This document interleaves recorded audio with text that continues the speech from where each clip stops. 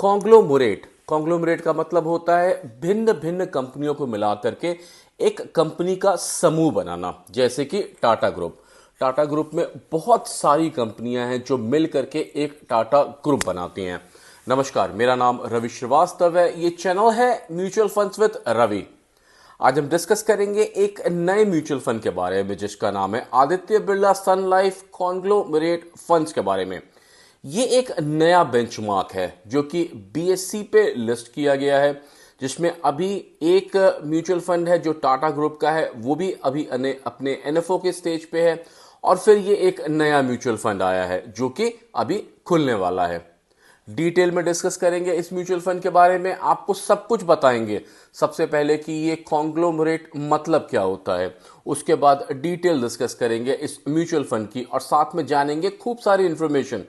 Video को start करने के पहले आपसे बस इतना निवेदन है कि अगर आप हमारे चैनल पे पहली बार आए हैं, आप हमारा वीडियो पहली बार देख रहे हैं, तो हमारे चैनल को जरूर सब्सक्राइब कीजिएगा। अगर वीडियो अच्छा लगे तो उसको लाइक कीजिएगा और कमेंट करके जरूर बताइएगा कि आपको इस वीडियो में क्या अच्छा लगा। आइए शुरू करते हैं, डिस्कस करते हैं ये नया म्यूचुअल फंड। सबसे पहले कॉन्ग्लोमरेट का मतलब समझते हैं। कॉन्ग्लोमरेट का मतलब होता है भिन्न कंपनियों से मिलाकर बनी एक बड़ी कंपनी। जैसे कि Tata group, Mukesh Ambani group, Adani group, Rahul Bajaj group या आदित्य बिरला ग्रुप। ये अलग अलग कंपनी, छोटी बड़ी इनकी कंपनियां हैं जिनको मिला करके ये ग्रुप बनता है। अगर इसमें हम स्पेसिफिक देखें टाटा ग्रुप को, तो टाटा ग्रुप तकरीबन 1868 में 21,000 रुपीज के इन्वेस्टमेंट से जमशेद जी टाटा ने एक ट्रेडिंग कंपनी शुरू की थी। उसकी जर्नी देखिए, फिर टिस्को आया, फिर टाटा एयरलाइंस आया, फिर टेल्को आया जो कि टाटा मोटर्स के नाम से जाना जाता है। 1968 में टीसीएस आया, उसके बाद टाइटन आया। 2002 में इन्होंने टाटा एआईजी, टाटा एआईए को लॉन्च किया। उसके बाद इन्होंने अपने वीएसएनएल के स्टॉक्स बढ़ाए। टीसीएस का आईपीओ रिलीज किया गया जो कि लिस्ट हुआ न्यूयॉर्क स्टॉक एक्सचेंज में। उसके बाद 2020-21 में टाटा मोटर्स ने अपनी इलेक्ट्रॉनिक व्हीकल को लॉन्च किया। और अब अगर आप देखें तो 2024 में इस टाटा ग्रुप के अंडर में टोटल 30 कंपनीज हैं जो कि 10 डिफरेंट वर्टिकल्स पे चल रही हैं। 100 कंट्रियों में ये तकरीबन चल रही हैं और अगर इनका मार्केट कैप देखें तो तकरीबन 31 लाख करोड़ के ऊपर चल रहा है।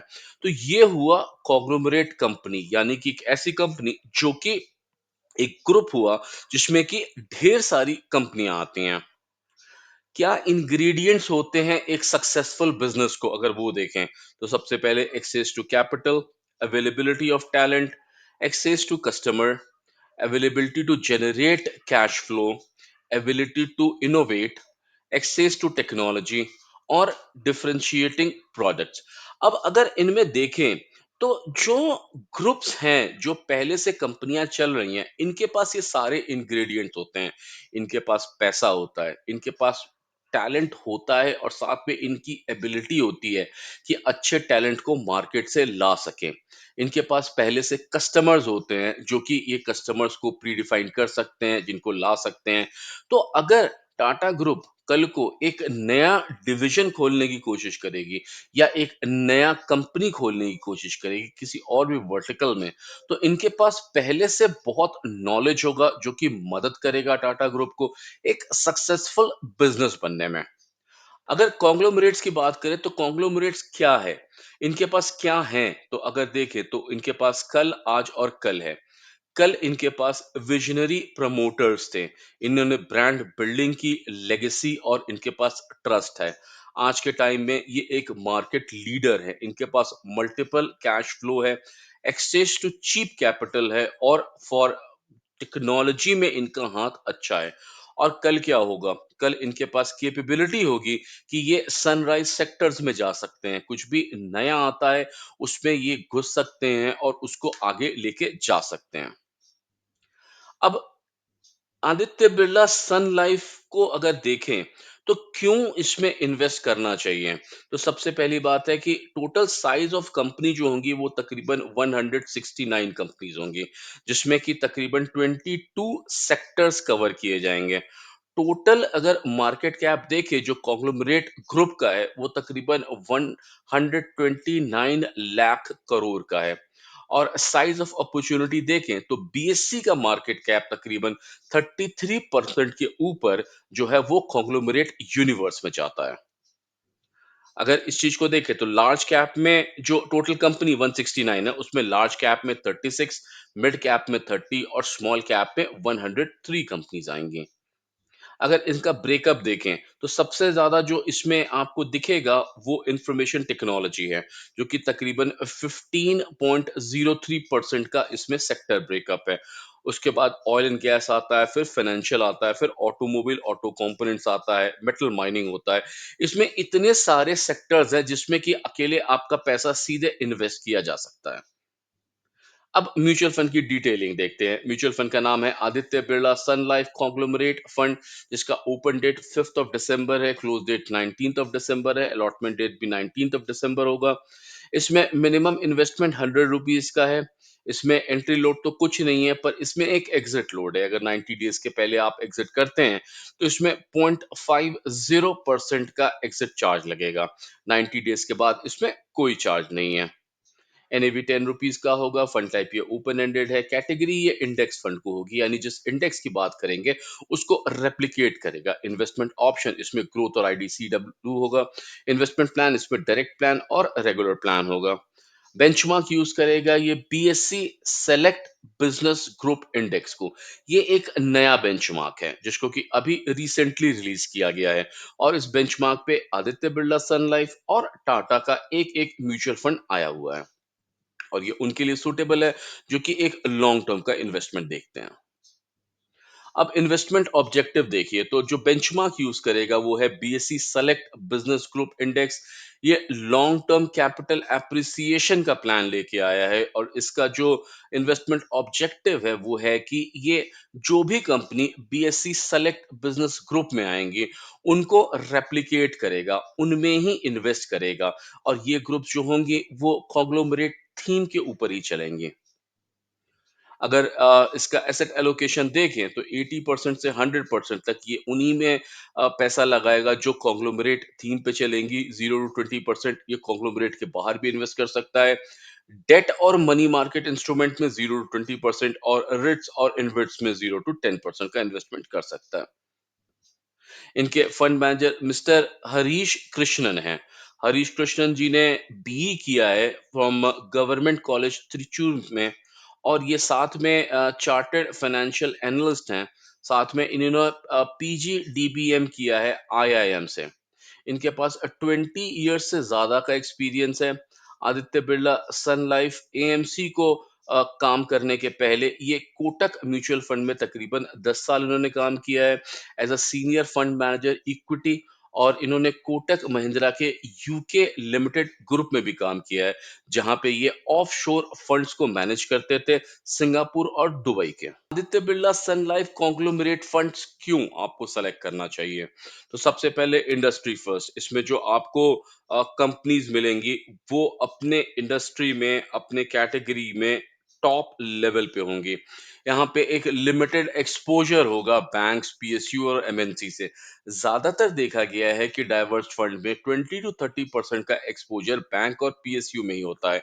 यहाँ पे वो आपको नहीं मिलेगा। एक्सपोजर टू होल्डिंग कंपनीज मिलेंगी। साथ में एक्टिव फंड मैनेजमेंट आपको यहाँ पे मिलेगा। एक्सेस टू कैपिटल मिलेगा, यानी इन कंपनियों के पास पैसा होगा बेटर इंडियन रेटिंग के साथ में। और इनका जो एक्सेस होगा वो कैपिटल को एट अ लोअर कॉस्ट पे रहेगा। रोरिंग एनिमल स्पिरिट्स अगर देखें तो इन कंपनियों का जो कैपेक्स है वो बहुत ज्यादा होता है। फ्रॉम 26.07% जो कि 2001 में था, वहां से 49.6% 2024 में गया है एज अ टॉप 1000 कंपनी। तो करंट कैपेक्स जो है वो तकरीबन 4.48 लाख करोड़ का है। डाइवर्सिफाइड लाइन ऑफ बिजनेस मिलेंगी, यहाँ पे आपको 41 डाइवर्सिफाइड इंडस्ट्रीज मिलेंगी। और स्ट्रॉन्ग गवर्नेंस आपको देखने को इन कंपनीज में मिलेगा। साथ में मल्टी जेनरेशनल यहाँ पे आपको लेगेसी मिलेगी, जो कि लेगेसी चले जा रही है और इसको इंडस्ट्री को लीड कर रही है। अगर पावर देखें कितना पावरफुल होगा कॉन्ग्लोमरेट यूनिवर्स, तो यहाँ पे देखिए अगर आपने इन्वेस्ट किया होता 1 लाख रुपीस इस कॉन्ग्लोमरेट यूनिवर्स में और उसको कंपेयर किया जा रहा है निफ्टी 200 से, तो निफ्टी 200 ने उस 1 लाख रुपीस को जो कि 2004 में इन्वेस्ट किया जाता है यानी तकरीबन 20 साल में, उसको 18,94,680 तक लेके गया। वहीं पे अगर कॉन्ग्लोमरेट यूनिवर्स की बात करें तो वो उसको 61,36,643 रुपीस तक ले जाने की कैपेबिलिटी रखता है।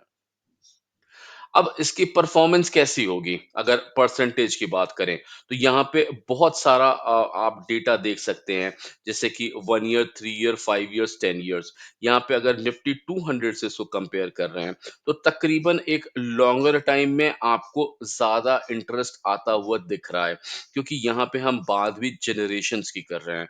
अगर निफ्टी 200 से कंपेयर करें इसको 5 ईयर्स के लिए तो तकरीबन निफ्टी 200 जहां 21% के आसपास का रिटर्न देता, वहीं बीएसई सेलेक्ट बिजनेस ग्रुप इसको 27% तक का रिटर्न दे सकता है। उम्मीद करते हैं कि इस इंफॉर्मेशन से जो आपने देखा उससे आपको समझ में आया होगा इस म्यूचुअल फंड के बारे में। अब हमारी राय क्या है इस म्यूचुअल फंड को लेकर के, तो देखिए बहुत सारा डिटेल, बहुत सारा इंफॉर्मेशन अभी मिसिंग है जो कि मार्केट में अवेलेबल नहीं है। जब भी कोई बेंचमार्क, नया बेंचमार्क एनएससी पर रिलीज किया जाता है तो उससे रिलेटेड बहुत सारा इंफॉर्मेशन मार्केट में फ्लोट किया जाता है।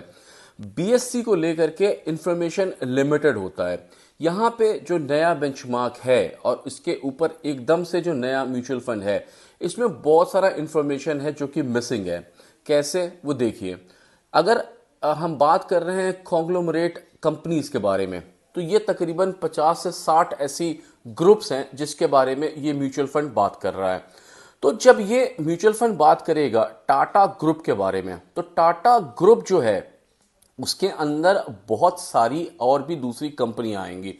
यहां पे ये क्लियर इंडिकेशन नहीं है, कहीं पे बताता नहीं कि कितना परसेंटेज वेटेज उस कंपनी को दिया जाएगा। जैसे कि हम बात करते हैं कि बैंकिंग की बात करते हैं तो वहां पे हम क्लियर होते हैं कि आईसीआईसीआई बैंक को कितना वेटेज मिलेगा या एचडीएफसी बैंक को कितना वेटेज मिलेगा। यहाँ पे जितनी इंफॉर्मेशन हमने निकालने की कोशिश करी उसमें ये इंफॉर्मेशन थोड़ा सा मिसिंग सा था। तो हमें ऐसा लगता है कि अगर सेक्टोरल फंड्स में या थेमैटिक फंड्स में इन्वेस्ट करना है तो हमारे पास बहुत सारे ऑप्शंस हैं जहां के हम इन्वेस्ट कर सकते हैं। अभी इन म्यूचुअल फंड्स को आने दें, आने के बाद हमको देखना चाहिए कि इन म्यूचुअल फंड्स की कैसे इन्वेस्टमेंट होगी, थोड़ी लर्निंग मिलेगी, साथ ही समय के साथ और इंफॉर्मेशन होगा जो कि मार्केट में फ्लोट करेगा, वो हमको हेल्प करेगा एनालाइज करने के लिए कि ओवरऑल ये कैसा बेंचमार्क परफॉर्म करेगा और इस बेंचमार्क का वेटेज कैसे कैसे डिसाइड किया जाएगा। अभी के लिए हमारी राय है कि अभी के लिए आप इसको होल्ड कर सकते हैं, अभी इतनी ज़रूरत नहीं है कि हम इस म्यूचुअल फंड में उतरे। हालांकि सारी इंफॉर्मेशन, सारा डिटेल हमने आपको बना के दिया ताकि आप समझ सके इस म्यूचुअल फंड के बारे में और फिर देख समझ के ही आप अपना राय लीजिएगा।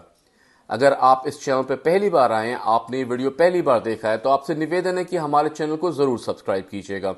अगर ये वीडियो अच्छा लगे तो उसको लाइक कीजिएगा और कमेंट करके ज़रूर बताइएगा कि आपको इस वीडियो में क्या अच्छा लगा। मेरा नाम रवि श्रीवास्तव है। Thank you.